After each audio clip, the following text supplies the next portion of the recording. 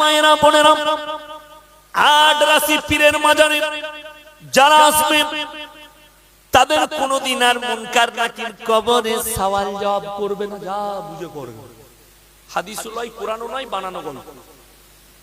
আমি কিন্তু ওই গোল আলু বক্তা নয়। বড় কষ্টের বিষয় যদি এটাই হয় তাহলে মাতালের আর হিসেব হবে হবে না।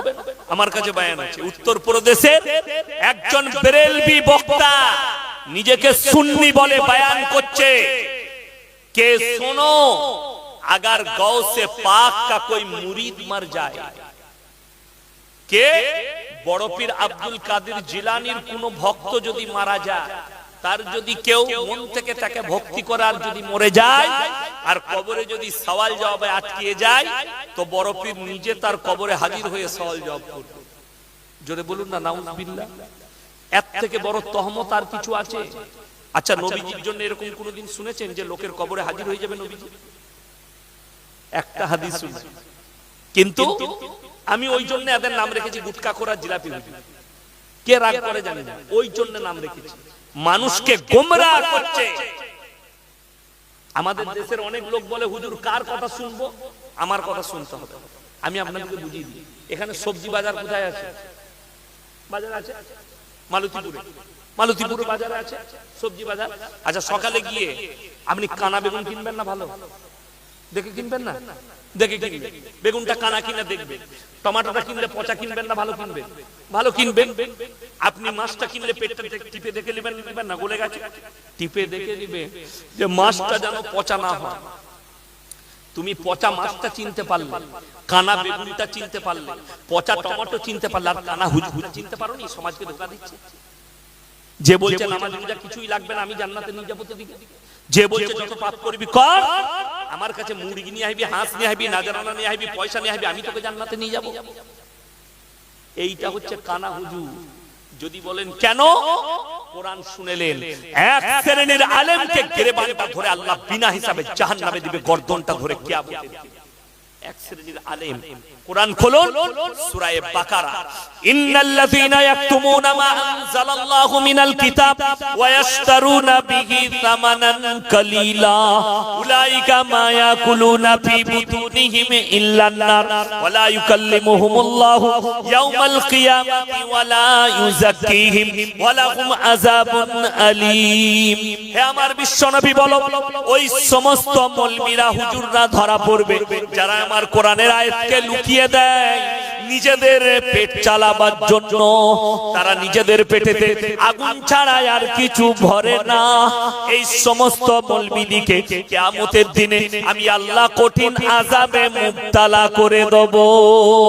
এটা কোরআন সূরা বাকারা। ওই সমস্ত হুজুররা কিয়ামতের দিনে ফেরে পড়ে যাবে, আল্লাহ কঠিন আযাবে মুবতালা করবে। কোরআনে আল্লাহ বক্রতা রাখেনি।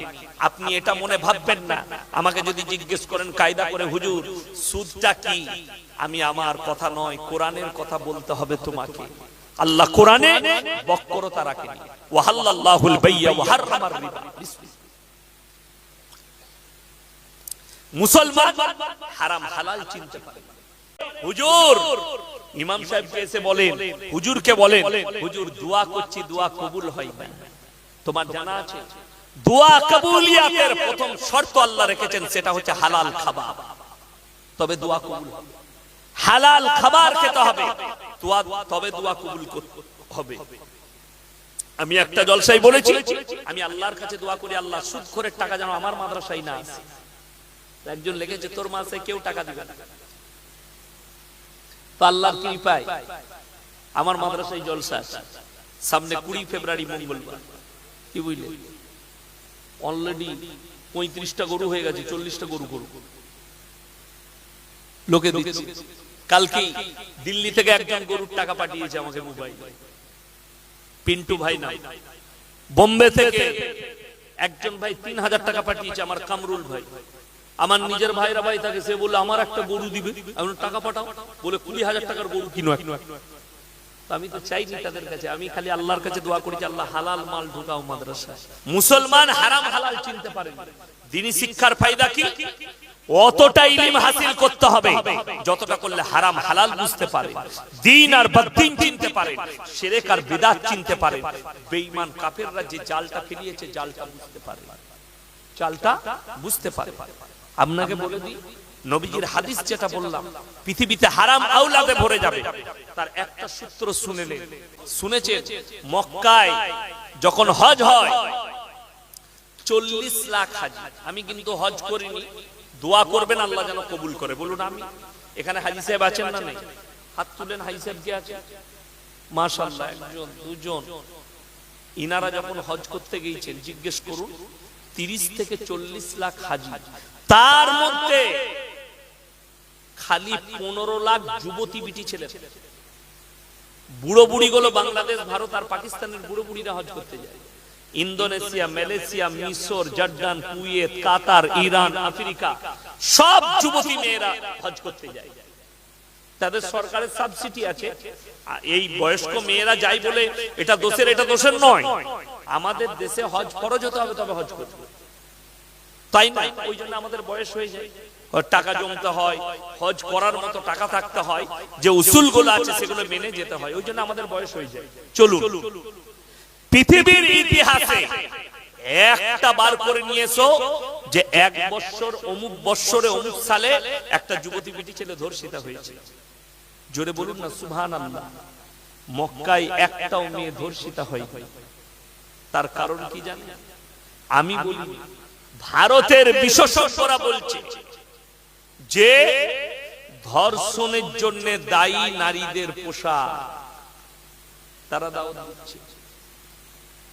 আমার মুসলমান ভাই, ইসলাম এত সুন্দর, আপনি সেই সৌন্দর্যটা দেখতে পান না। গোলাপ ফুলের খুশবু পাওয়া যায়, কথা বলেন না? খুশবু পান না? পান না। আচ্ছা, যে খুশবুটা পান, গোলাপ ফুলটা খুশবুটা কেউ দেখতে পেয়েছে? কথা বলেন না? খুশবু দেখা যায়? দেখা যায় না। আল্লাহর কসম করে বলছি, কোরআনটা ফুল, তুমি খালি কোরআনটা দেখতে পাচ্ছ, কোরআনের ভেতরে ঢুকে দেখো, আল্লাহর কসম তুমি অনুভব করো খালি কোরআনের এক একটা আয়াতকে দেখে। যদি কোরআনটা পড়াতে এত সৌন্দর্য, আমি শুনছিলাম একজন কারি সাহেব কিরাত করছিলেন। কে বললেন? আপনি? মাশাআল্লাহ, আমার এত সুন্দর লেগেছে। কারি সাহেব কিরাত করছিলেন, আমার মন ভরে গেছে। আমি ওখান থেকেই শুনছিলাম, চোখ লেগেছিল, তাও কিরাত শুনেছি, আমার ঘুম ভেঙে গেছে। এই মধুরতা, যিনি কিরাতটা পড়লেন কারি সাহেব আমাদের, আল্লাহ ওনার হায়াত দারাজ করুক, বলুন আমিন। দেখুন, এই কোরআনের সৌন্দর্যতা না ভেতরে ঢোকা পর্যন্ত খুঁজে পাবেন না। আল্লাহর কসম করে বলছে, আল্লাহ যে সৌন্দর্যতা দিয়েছে, ভেতরের মধ্যে ঢুকেন, একটা একটা করে পেয়ে যাবেন। 4টা বিয়ে, বাঁদির পেটে বাচ্চা পয়দা হবে। আমাদের দেশে এমন একজন আর্টিস্ট, নিজেকে মুসলিম বলে দাবি করে, তার একটা সন্তান হয়েছে, বাঁদির পেটে হয়েছে, পেট ভাড়া করে, তার বীর্যটা তার পেটে ভরা হয়েছে, তারপরে সেই বাচ্চা জন্ম নিয়েছে। আল্লাহর নবী 1400 বছর আগে এই হাদিস বর্ণনা করে গেছে, কিয়ামতের পূর্বে এমন একটা যুগ আসবে, বাঁদির পেটে মালিক পয়দা হবে, সেই বাচ্চাটা হবে হারাম আওলাদ। শুধু তাই নয়, লোকের বউকে নিয়ে পালিয়ে ঘর করবে, সেটাকে হালাল মনে করে তার সঙ্গে জিনা করবে, আর বাচ্চা পয়দা হবে, তারা আমাদের সমাজে বসবাস করবে, আর এরা মনে করবে এগুলোই হালাল সন্তান। কথাটা বুঝতে পারেন? বিবি তালাক, প্রথম স্বামী তালাক দেয়নি, অথচ লোকের বউকে নিয়ে পালিয়েছে। এরকম লোক আছে না? না। আপনাদের 24 পরগনায় খুঁজবেন, উত্তর 24 পরগনায়, আমার বর্ধমানে আছে, আমার থানায় আছে, রেকর্ডিং হচ্ছে। বললাম, আমার থানার যে নেমো খারামরা এই কাজ করে আছো, তাদেরকে বলছি সাবধান হও, সাবধান হয়ে যাও। মরণের পরে গোটা পৃথিবীর মৌলবি তোমার জানাজার নামাজ পড়লে আল্লাহর কসম পেরুবার রাস্তা খুঁজে পাবে। তুমি প্রকাশ্যে জিনা করছো।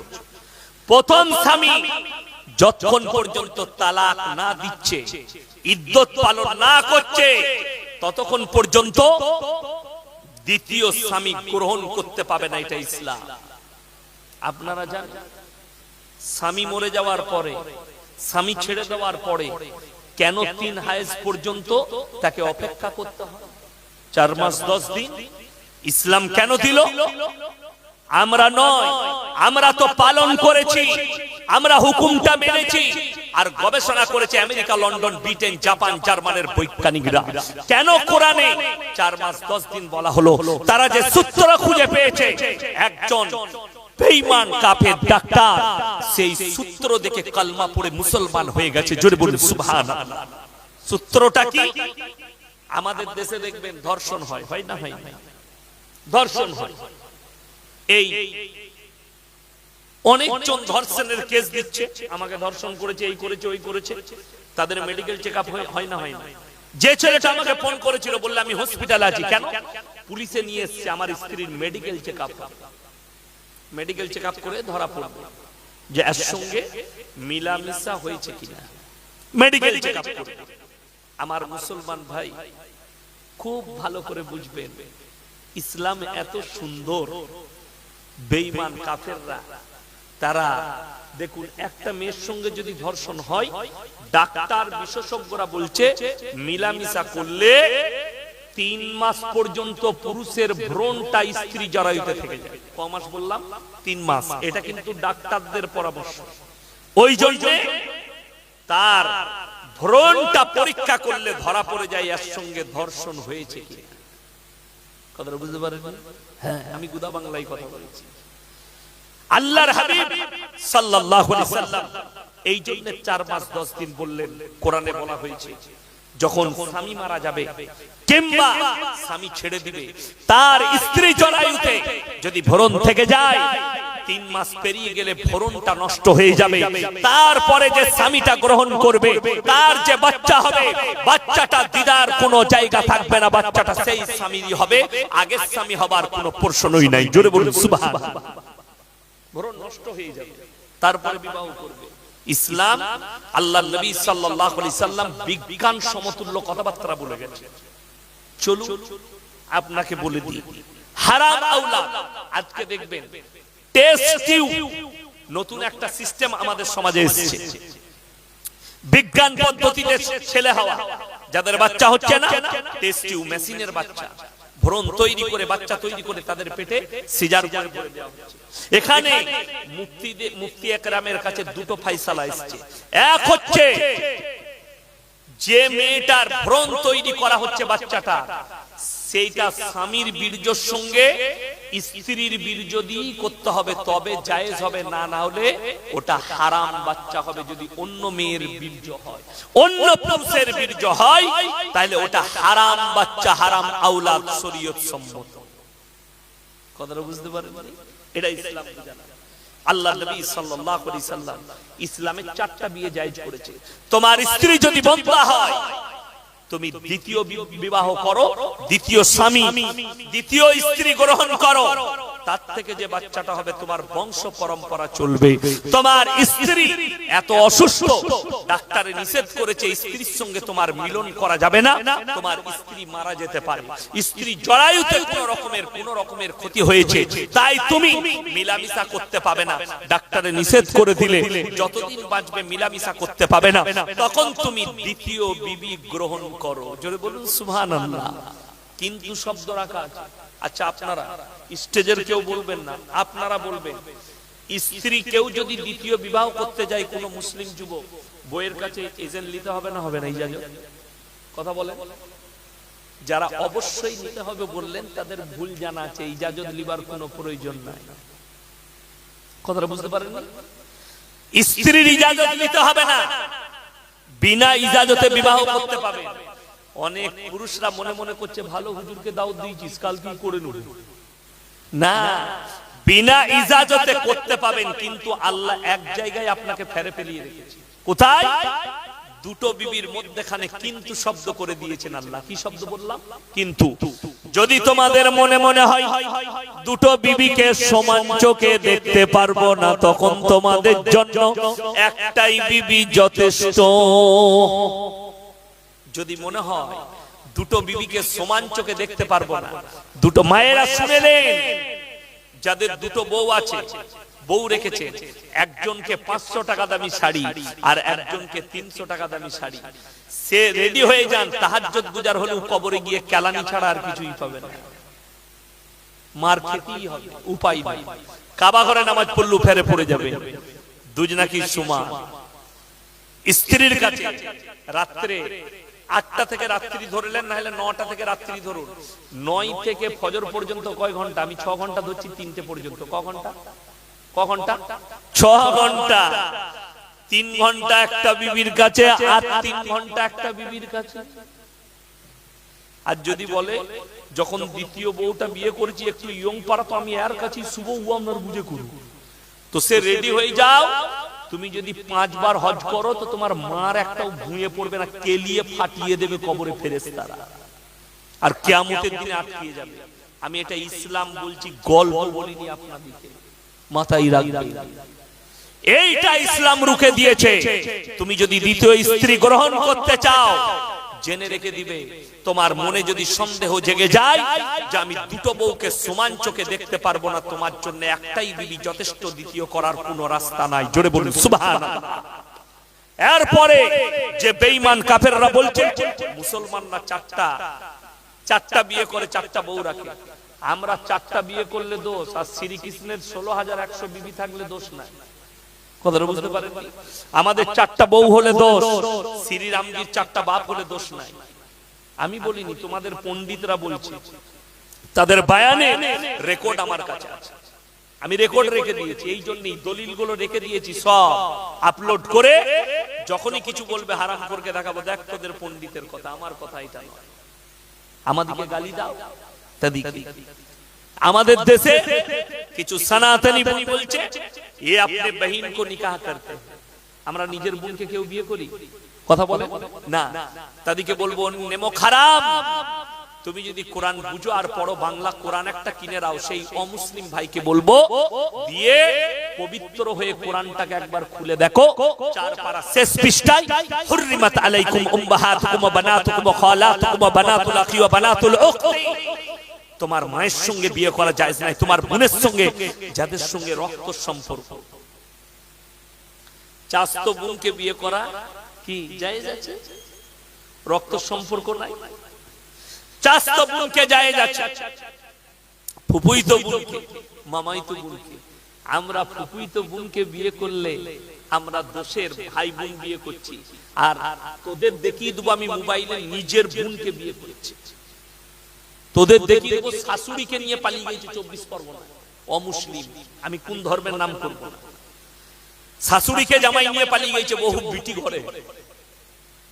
এটা ইসলাম ধর্মের কথা বলিনি, আমি অন্য ধর্মের কথা বলছি। যারা গাল দিচ্ছ আমাদেরকে, তাদেরকে বলছি, মুসলমান সবাই নিয়ত করলেন আজ থেকে মুমিন কে কে হবেন, হাত তুলেন তো ইনশাআল্লাহ।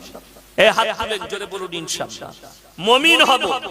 মুমিনের দিক আছে, বেঈমান কাফেরের কোনো দিক নাই, বেঈমানদের কোনো দিক নাই। আপনি মুমিন তো হবেন। শুনেলেন, সর্বপ্রথম বলি 5 ওয়াক্তের নামাজি হওয়া কম্পালসরি।